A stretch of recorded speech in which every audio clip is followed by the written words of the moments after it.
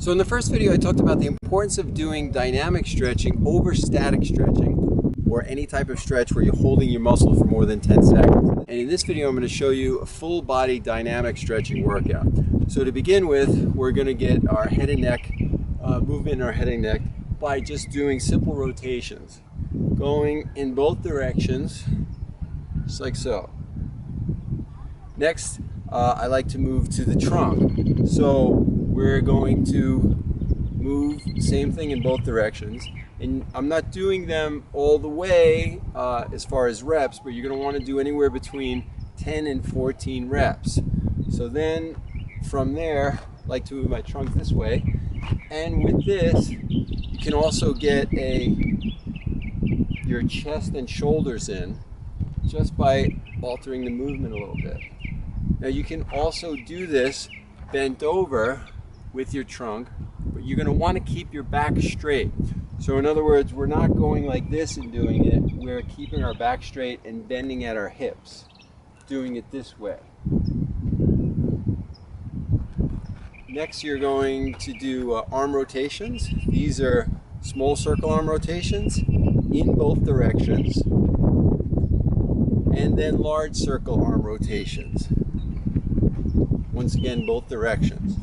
You can also do these one arm at a time because you'll get more of a range of motion. Like I said, in both directions. Next we're going to do what's called cross extensions, and that is moving your opposite arm and leg.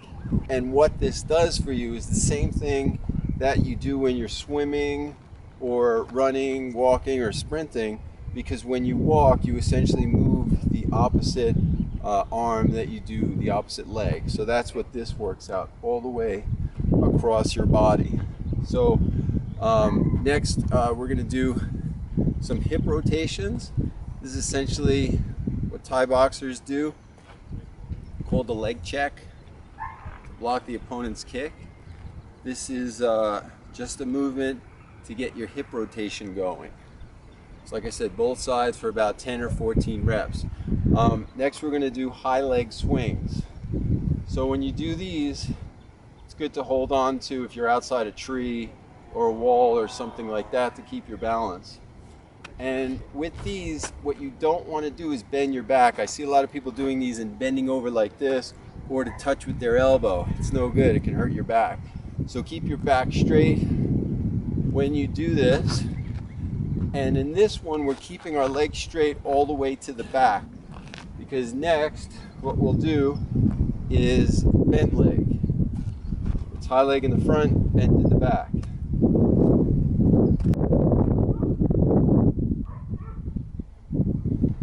Next thing we're going to do is called the hip hinge. And essentially what you're going to do is imagining your hip closing and opening. So when you do this, you just go down to the point where you feel your hamstrings kick in.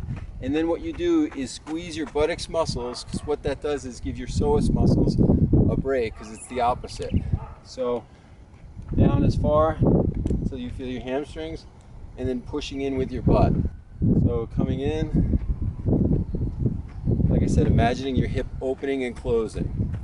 And next, at this point, what I like to do is any type of aerobic activity. So that could be running, walking, exercise bicycle or something like that, as well as some exercises like a lunge, such as this. And when you're doing your lunge, you want to make sure everything's at a 90-degree angle, both your knees, your hips, on both sides. You don't want to have your knee passing your toes.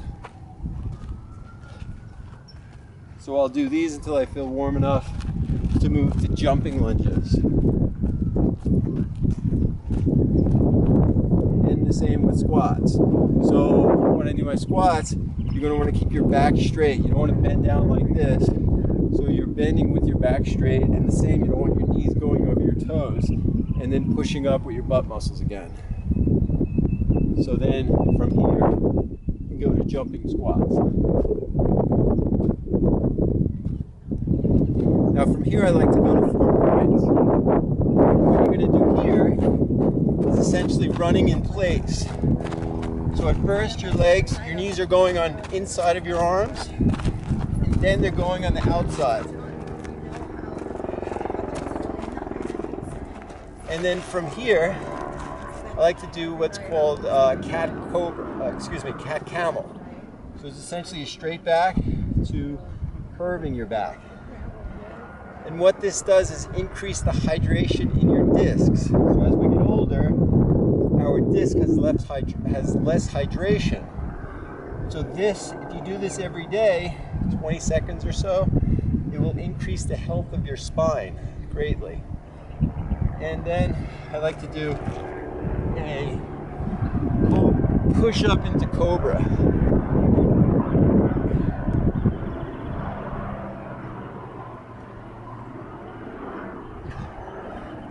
And then I like to finish up with some kind of jumping rope or just something to get my calves going. So just in that motion. So I hope this works well for you. In the first video you can see all the reasons why you want to do a dynamic stretch like we've just done rather than a static stretch. Good luck.